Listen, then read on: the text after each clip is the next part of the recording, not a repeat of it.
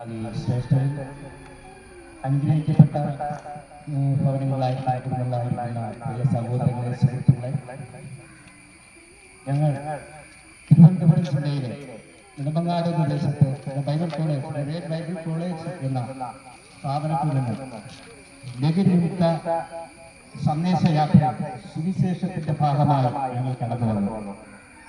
ഇന്ന് ഈ സമയം ഞങ്ങൾ ഈ ദേശത്തായിരിക്കുമ്പോൾ ഞങ്ങളുടെ ഉദ്ദേശം അനേകം ചെറുപ്പക്കാർ, അനേകം കുടുംബങ്ങൾ ലഹരിയുടെ അടിമത്തത്തിൽ അതിന്റെ ദൂഷ്യഫലങ്ങൾ അനുഭവിച്ചുകൊണ്ട് കുടുംബങ്ങൾ തകർന്ന അവസ്ഥയിലായിരിക്കുമ്പോൾ ഞങ്ങൾക്ക് വിളിച്ചു പറയാനുള്ളത്, ഈ ദേശത്ത് ദൈവത്തിന്റെ മഹത്വം വെളിപ്പെടേണ്ടതിന് ദൈവം വലിയ അത്ഭുതങ്ങൾ നടക്കും. കാരണം ലഹരിക്ക് അടിമയായി ഒരുപാട് കുടുംബങ്ങൾ ഈ ദേശങ്ങളിലും പല ദേശങ്ങളിലും നമ്മൾ പത്രമാധ്യമങ്ങൾ കൊണ്ട് കേൾക്കുമ്പോൾ ഈ ദിവസങ്ങളിൽ അനേകം ചെറുപ്പക്കാർ വഴിതെറ്റി മുന്നോട്ട് പോകുമ്പോൾ നമുക്കറിയാം ഒരുപാട് കുടുംബങ്ങൾ തകർന്നുകൊണ്ടിരിക്കുന്നു.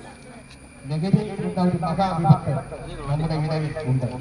നമ്മുടെ കൂടെ ആയിരിക്കുന്ന നമ്മുടെ ഈ പ്രവർത്തനവുമായിട്ട് നിൽക്കുന്ന കുടുംബങ്ങൾ, നമ്മുടെ കോളേജിന്റെ ഭാഗത്തുനിൽക്കുന്ന കുടുംബങ്ങൾ, ചെറുപ്പക്കാർ ഒരു കാലത്ത് അപ്രകാരമുള്ള ഒരുപാട് ലഹരിയുടെ അനുഭവങ്ങളാൽ അവരുടെ കുടുംബങ്ങൾ ചിന്തിച്ചേറി പോകുന്ന ഒരു അവസ്ഥയിൽ ഉണ്ടായിരുന്നു. എന്നാൽ ഈ ദിവസങ്ങളിൽ അവർ ദൈവഭാഗത്തേക്ക് കടന്നു വന്ന് ലഹരി എന്താണെന്നും അതിന്റെ ദൂഷ്യവശങ്ങൾ എന്താണെന്നും ഓരോ ദേശങ്ങളിലും പറഞ്ഞ് ഓരോരുത്തരും പ്രബോധിപ്പിക്കുമ്പോൾ അവർക്ക് അവരുടെ കുടുംബങ്ങളിൽ നടക്കുന്ന ആ തകർച്ചയെക്കുറിച്ച്, കുടുംബ ബന്ധങ്ങൾ ശിഥിലമായി കൊണ്ടിരിക്കുമ്പോൾ അവർ ആ ദേശത്ത് എന്താണോ അവർ പ്രവർത്തിക്കുന്നത്, അല്ലെങ്കിൽ ഇതുവരെ അവരെന്താണോ പ്രവർത്തിച്ചത്, അത് അവരുടെ ഉള്ളങ്ങളിൽ അല്ലെങ്കിൽ അവരുടെ ഹൃദയങ്ങളിൽ അതിനെ വെളിച്ചപ്പെടുത്തുവാൻ സാധിക്കും. അതായിരുന്നു ഞങ്ങളുടെ പ്രധാനമായ ഉദ്ദേശം. കാരണം ഈ കേരളത്തിൽ ഒരുപാട് കുടുംബങ്ങൾ, ഒരുപാട് വ്യക്തികൾ ഈ ദൂഷ്യഫലത്തിന്റെ, ലഹരിയുടെ ദൂഷ്യഫലത്തിന്റെ വലിയൊരു വിപത്തിലേക്ക് കടന്നുവിട്ടുകൊണ്ടിരിക്കുന്നു. നമുക്കറിയാം 2004 വലിയ ഒരു സുനാമി നമ്മുടെ ഈ ലോകമെമ്പാടുമുള്ള മനുഷ്യരെ തന്നെ ഏകദേശം 2 ലക്ഷത്തോളം മനുഷ്യർ ഈ സുനാമിയിലൂടെ ഈ ലോകത്തിൽ നഷ്ടപ്പെട്ടു. ഈ സുമാത്ര എന്ന തലസ്ഥാനത്ത്, ഇന്തോനേഷ്യയിലെ സുമാത്ര എന്ന തലസ്ഥാനത്ത് അവിടെ ഉത്ഭവിച്ച ഈ സുനാമി ഈ ലോകത്തിലെ പല ദേശങ്ങളിലും, ഈ നമ്മുടെ കേരളത്തിൽ പോലും അതിന്റെ അദൂഷ്യം വന്ന് അലച്ചപ്പോൾ അതിനെയെല്ലാം ജയിച്ച്, അല്ലെങ്കിൽ അതിനെയെല്ലാം മനുഷ്യർ വീണ്ടും അതിൽ നിന്ന് ജയിച്ച് മുന്നേറി വന്നു. അതിനെയെല്ലാം പരാജയപ്പെടുത്തിക്കൊണ്ട് മനുഷ്യർ വീണ്ടും കെട്ടിടങ്ങളെല്ലാം നശിച്ചു, അവരുടെ വസ്തു വകകൾ സമ്പത്ത് എല്ലാം നശിച്ചു. എന്നാൽ മനുഷ്യർ ഒറ്റക്കെട്ടായി അതിനെ ജയിച്ച് വീണ്ടും പുതിയ ഭവനങ്ങൾ പണിത് അവരുടെ സമ്പാദ്യങ്ങൾ വീണ്ടും അവർ ഉപയോഗിച്ചുകൊണ്ട് മുന്നോട്ട് കടന്നു വന്നു. എങ്കിൽ അതിന് പിന്നായി 2019 വന്ന നമുക്കറിയാം, മനുഷ്യരാശിയിൽ ഇന്ന് വരെ കണ്ടിട്ടില്ലാത്ത ഒരു വലിയൊരു രോഗം, കോവിഡ് മഹാമാരി എന്നൊരു വലിയ രോഗം നമ്മുടെ ലോകമെമ്പാടും പിടിപെട്ടു. മനുഷ്യർ ഒരുമിച്ച് അതിനെ ജയിച്ചു. എല്ലാ സംവിധാനങ്ങളും, സർക്കാർ സംവിധാനങ്ങൾ, ഈ സന്നദ്ധ പ്രവർത്തനങ്ങൾ, കുടുംബങ്ങൾ എല്ലാവരും ഒന്നിച്ച് പ്രവർത്തിച്ച് അതിനെ കീഴ്പ്പെടുത്തി വീണ്ടും ഒരു പുതിയ ജീവിതത്തിലേക്ക് ഓരോരുത്തർ കടന്നു വന്നു. എന്നാൽ നമുക്കറിയാം, അത് കഴിഞ്ഞിട്ട് വന്ന പ്രളയം അതുപോലെയായിരുന്നു.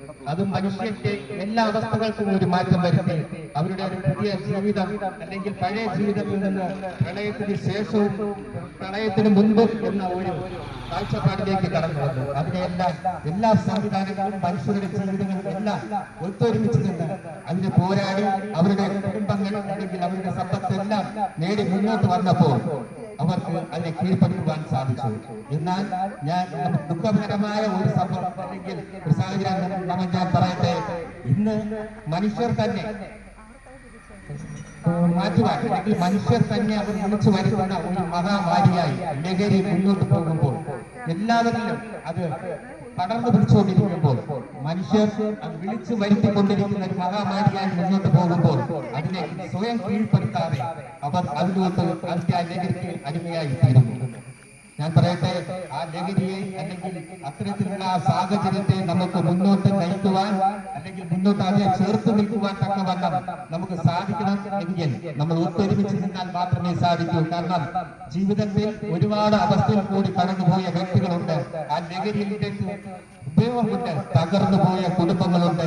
അപ്പനമ്മമാരെ ഉപേക്ഷിച്ച് അവരുടെ ഒരു വാക്ക് പോലും പറയുവാൻ തക്കവണ്ണം സാധിക്കാതെ ഒരു വീട്ടിൽ താമസിക്കുന്നു എങ്കിലും പരസ്പരം സംസാരിക്കുവാനോ അവരുടെ കാര്യങ്ങൾ നോക്കുവാനോ ആരും ശ്രമിക്കാതിരിക്കുമ്പോൾ ഇതുപോലെയുള്ള പ്രവർത്തനങ്ങളിലൂടെ മുന്നോട്ട് പോകുന്ന ഞങ്ങളെ പോലുള്ള വ്യക്തികൾ ഒരു കാലത്ത് ഞങ്ങളുടെ അപ്പനെയും അമ്മയെയും സഹോദരങ്ങളെയും ഞങ്ങളുടെ മക്കളെയും വീട്ടുകാരെയൊക്കെ ഞങ്ങൾ വെറുക്കുകയും അവരെ ഞങ്ങൾ കാണുകയോ അല്ലെങ്കിൽ അവരോട് സംസാരിക്കാതിരിക്കുകയോ ചെയ്യുന്ന അവസ്ഥയൊക്കെ ഉണ്ടായിരുന്നു. എന്നാലോ ഞങ്ങൾക്ക് ഞങ്ങളുടെ ഉള്ളിൽ ഒരു സ്നേഹം വന്നത് യേശു കർത്താവിന്റെ ഒരു സ്നേഹത്തിൽ കൂടി തന്നെയാണ്.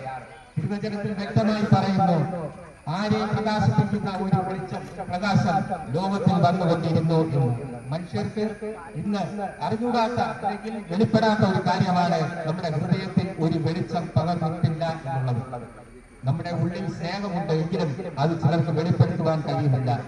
അപ്പനോടും അമ്മയോടും സഹോദരങ്ങളോടും ഒക്കെ അവർക്ക് ഉള്ളിൽ സ്നേഹമുണ്ട് എങ്കിലും അവർക്ക് അതിനെ വെളിപ്പെടുത്തുവാനോ അവർക്ക് എങ്ങനെ അത് പ്രകടിപ്പിക്കുവാനോ എന്ന് അറിഞ്ഞൂടാത്ത അവസ്ഥയിൽ കഴിയുമ്പോൾ MDMA കഞ്ചാവും എന്ന ആ ഒരു വിപത്തിലേക്ക് വീണ്ടും കടന്നു പോകുമ്പോൾ ഞാൻ ഈ ദേശത്തോട്, ഈ അനുഗ്രഹിക്കപ്പെട്ട ദേശത്തോട് ഞാൻ വിളിച്ചു പറയട്ടെ, ഞങ്ങളെല്ലാം പ്രകാശിപ്പിച്ച ഒരു പ്രകാശമുണ്ട്. അതാണ് കർത്താവായ യേശു ക്രിസ്തു. ആരെ പ്രകാശിപ്പിക്കുന്ന ഒരു സത്യ വെളിച്ചം ലോകത്തിലേക്ക് വന്നുകൊണ്ടിരുന്നു. യേശു കർത്താവ് ലോകത്തിലുണ്ടായിരുന്നു, എന്നാൽ ലോകം അവനെ അറിയില്ല.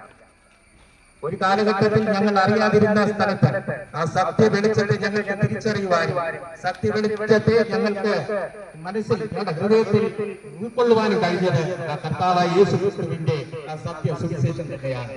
ഇപ്രകാരം